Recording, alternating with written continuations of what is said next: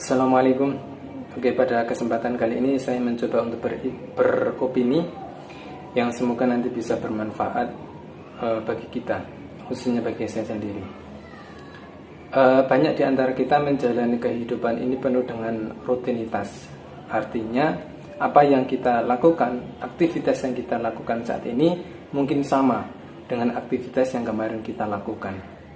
Sebagai contoh, ada sebagian orang bangun pagi, setelah itu bersiap-siap untuk bekerja, setelah itu berangkat kerja, pulang kerja, sore istirahat, kemudian sampai malam diisi dengan aktivitas yang lainnya.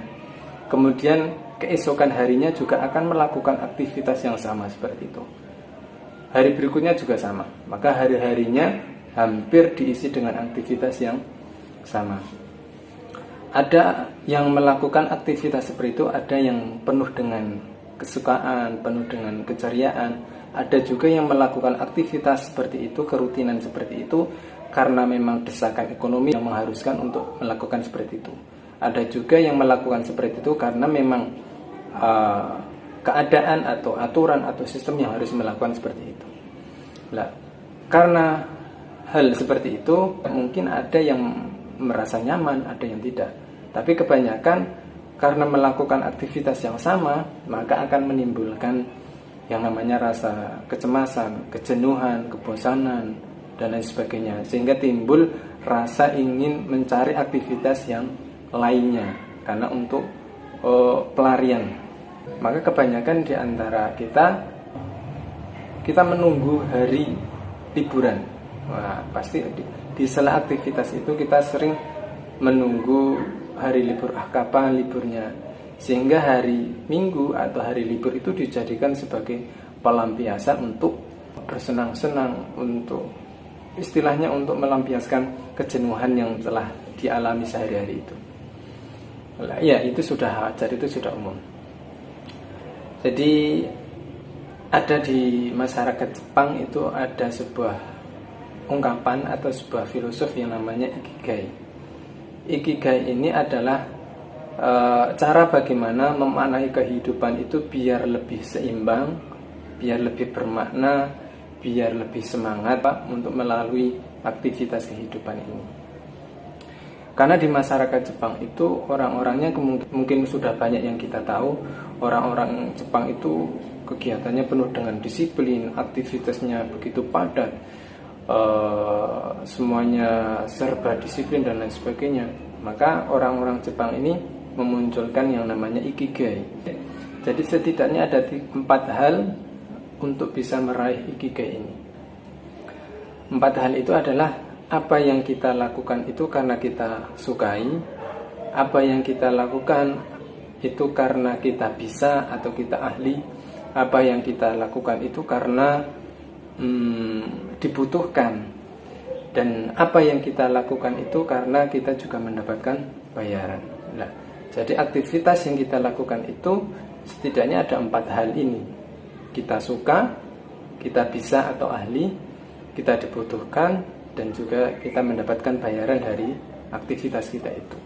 Nah, itulah cara yang dilakukan oleh orang-orang Jepang sehingga bisa memaknai kehidupan itu tidak jenuh, tidak bosan, sehingga orang-orang Jepang itu terlihat semangat, rajin.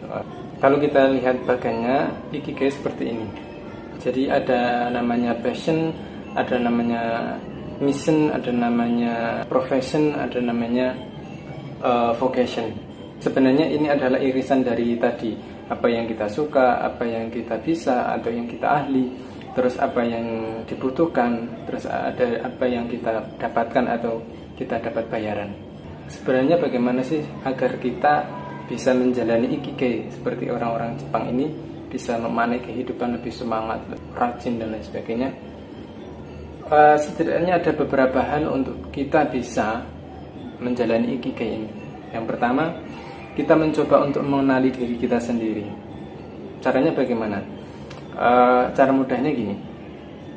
Kita mencoba untuk mengajukan pertanyaan kepada diri kita sendiri. Bagi contoh, apa sih yang penting dalam kehidupan kita?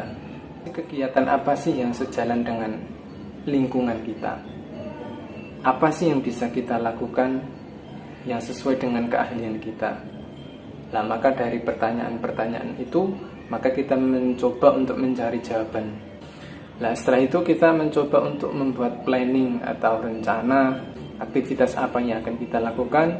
Kemudian kita mencoba untuk mengeksplor apapun, hal apapun yang itu positif, kita coba untuk lakukan.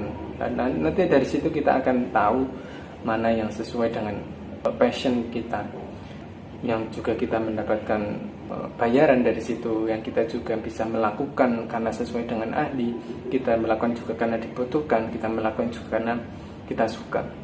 Berikutnya, cobalah kita untuk berteman dengan orang-orang yang mempunyai pemikiran atau kepentingan yang sama, orang-orang yang mempunyai pemikiran yang lebih dari kita, sehingga dari situ kita bisa terbawa ke arus yang lebih baik.